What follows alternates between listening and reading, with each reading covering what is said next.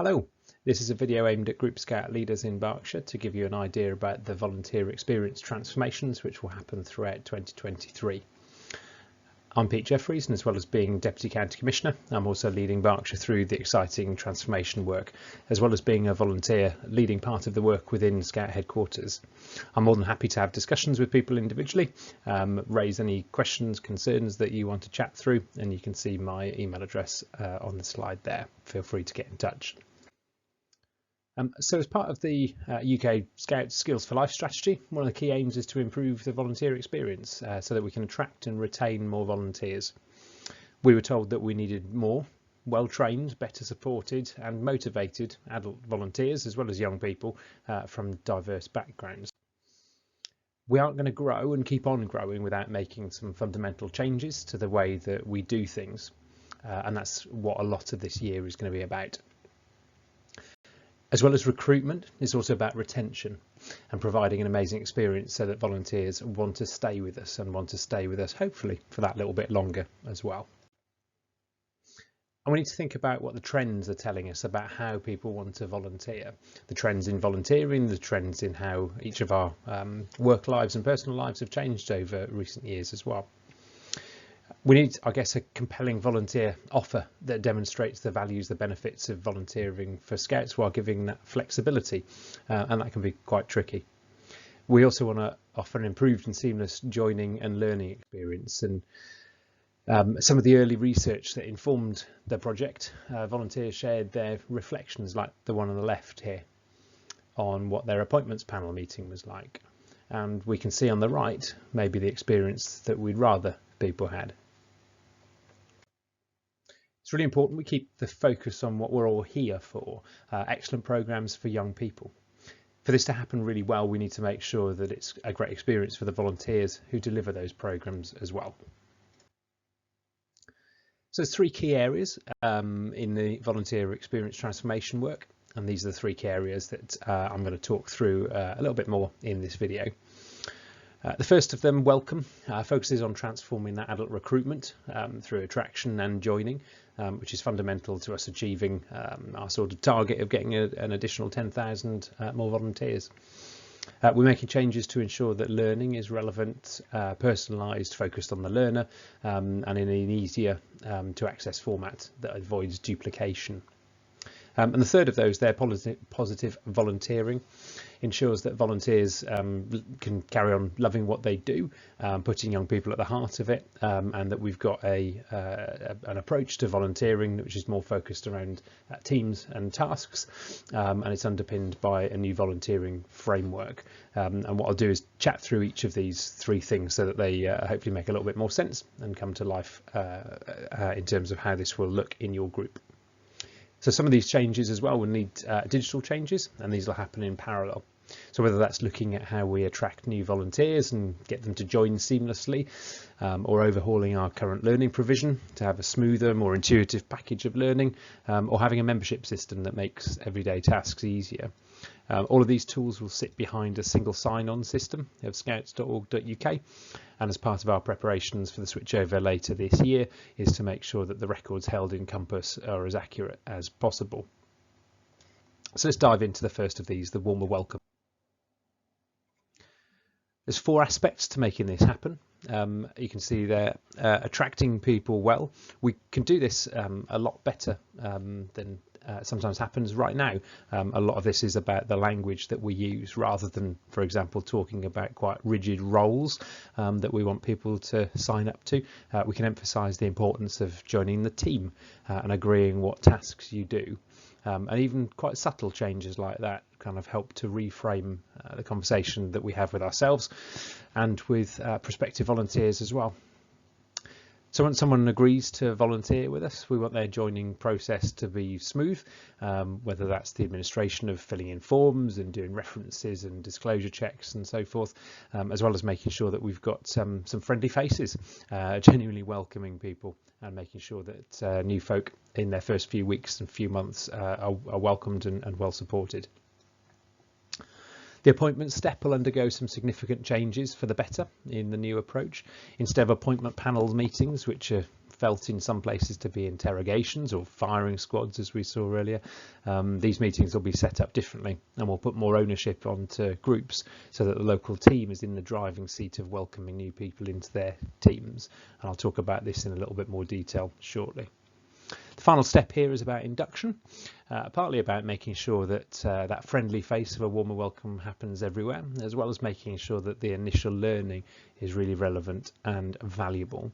And that, as with all of the others, will be underpinned by new digital tools, and we'll touch a little bit more on that later when I talk about the learning changes. So to zoom in on one of these aspects, the welcome conversation within appointment, we mentioned that this will take place for each new volunteer. It'll be a meeting between 3 people: the new volunteer themselves, their line manager, for whom most volunteers joining a group, that would be the group lead volunteer, and the third person would be an independent person. It's really important that the group lead volunteer is in the driving seat of organising this. Welcoming new people to teams is a core part of being a good leader of people. There'll be some admin tasks around this, of course, but in the new world of focusing on tasks and teams, these can be shared out with other people in the group leadership team, for example. There'll be some online training for existing volunteers before they can take part in a welcome conversation, both as the line manager and as the independent person. The independent person will be someone outside of the teams that the new volunteer is joining. For example, they could be from another group or from another team in the district. There's lots of finer details around welcome conversations which will be communicated in the next few months, but just for now I wanted to give a quick basic overview of how these changes will look, and crucially how I think they'll give a better welcoming process to new volunteers. So that was the warmer welcome. We touched a little bit there on the learning experiences, which is where we'll dive into now. We've got a handful of principles sitting behind the design of the new learning scheme that you can see here.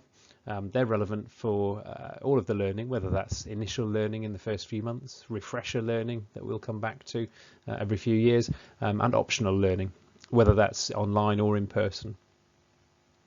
One of the big changes in learning is that wood badges will become optional. They'll become optional for everybody, and they'll be available to everybody. At the moment, some roles have to do a wood badge, and we know that that can be a deterrent for some people. We also know that some people would happily opt into doing a wood badge, but can't get recognition if they're currently in a non-wood badge role, something like section assistant or group chair, for example. Although the final principle is digital first here, that doesn't mean digital only. Having learning available on demand increases that flexibility that many people value and brings us more in line with what we're used to in our workplaces and other volunteering. Of course, there'll be some people for whom that doesn't work, and support will be available for them. There are also loads of courses that would benefit by being practical and need to be done in person. I don't think watching a video about lighting a fire is anywhere near the same experience as someone sitting alongside you to help you do it, for example. We touched on the first step here a moment ago. Initial learning will be online as it is now. Rather than downloading certificates for somebody else to then upload, the assessment will be automatically updated into your profile. There'll be some of this initial learning that will be the same for everybody. The basics now about essential information, safe scouting and so forth. There'll also be some initial learning tailored to the type of team you're joining. So for example, section teams will have things probably around running great programs and working with young people. Trustees will have some governance learning, and management roles will have some management content. The first step of learning will need to be completed in the first few months, as is now, and there'll be some refresher courses for important topics. Beyond that, further learning is then optional, and it's labelled here as branching out. Because this means that some people might not do anything more than their initial learning, we need to make sure that that initial learning does have the really important stuff in it. It'll be the responsibility of teams, team leaders and lead volunteers to make sure that each team's got the right mix of skills and experience, and that they undertake further learning as they need.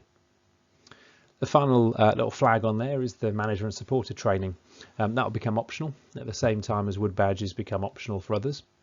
The content here won't be reviewed until 2025, and so the manager and supporter courses will, I imagine, still carry on being run in a much similar way as they are now. So this gives us a transition period, as you can see, of a few years through which some old training will be available, and then new learning will be available, and volunteers may well experience a mix of things. The rules will make sure that any learning that has been undertaken, whether under old schemes or new schemes, will still be valid so that nobody misses out. So we've touched a little bit here on welcome and learning, and we'll turn to the positive volunteering as the final aspect here. We've got a handful of principles again to underpin a shift from roles-based volunteering into a teams-based volunteering. So you can see some things here that I think we can already kind of make a start on in terms of how we talk about volunteering, and some of this is a important language point that then underpins other things as well.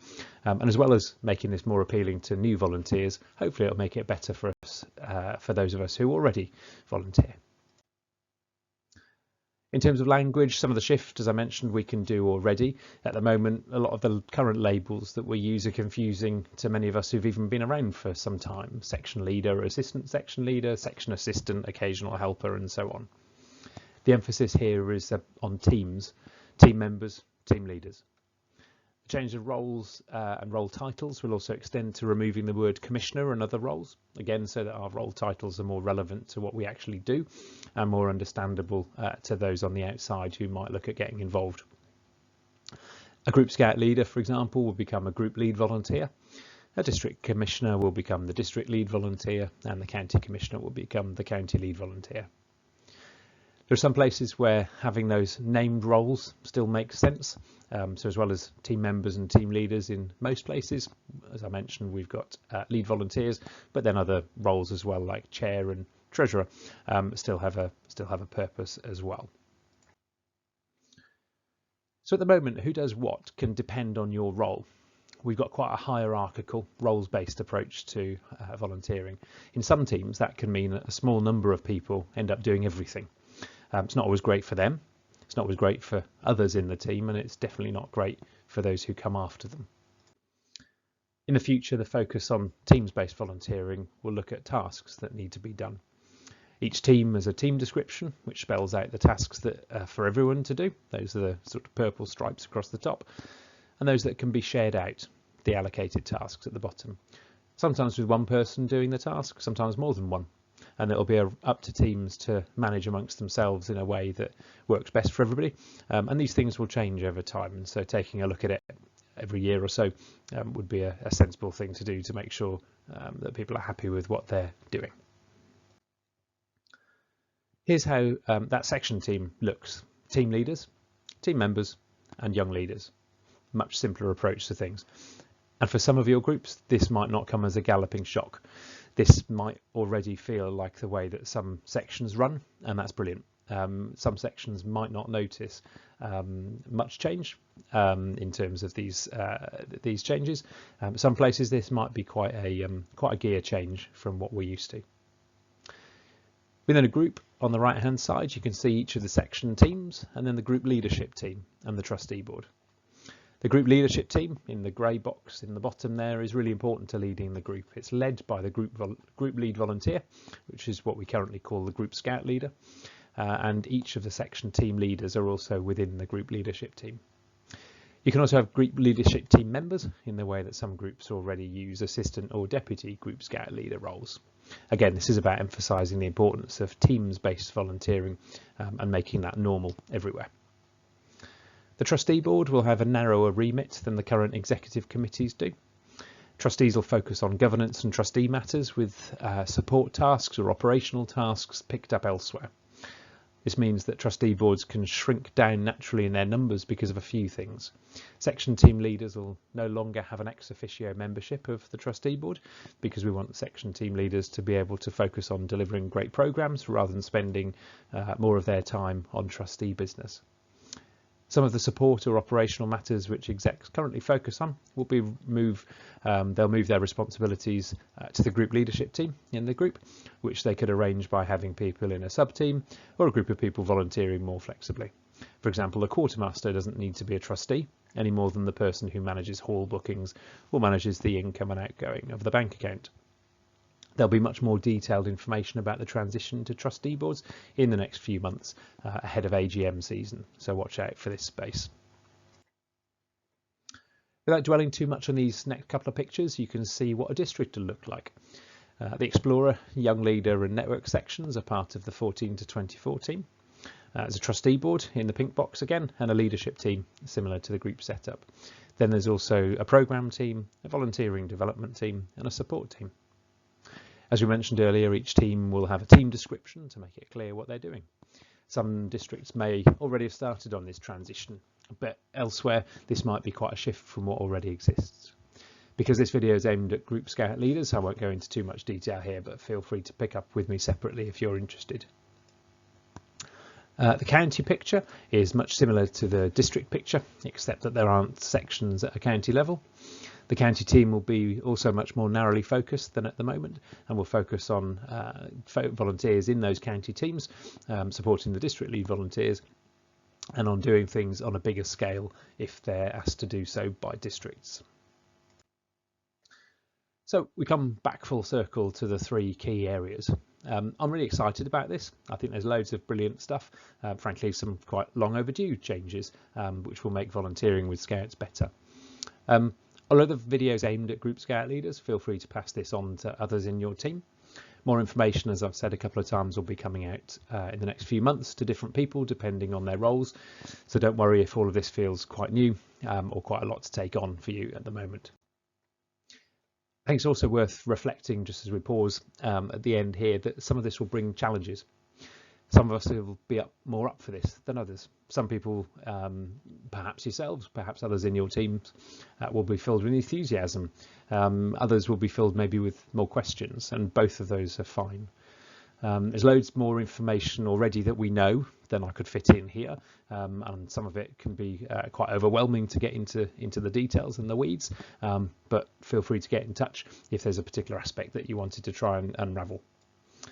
So thanks for your patience in getting to the end of the video. Thanks for everything that you'll do with us over the next coming months. Look forward to future updates, and I'll speak to you very soon. Thanks very much.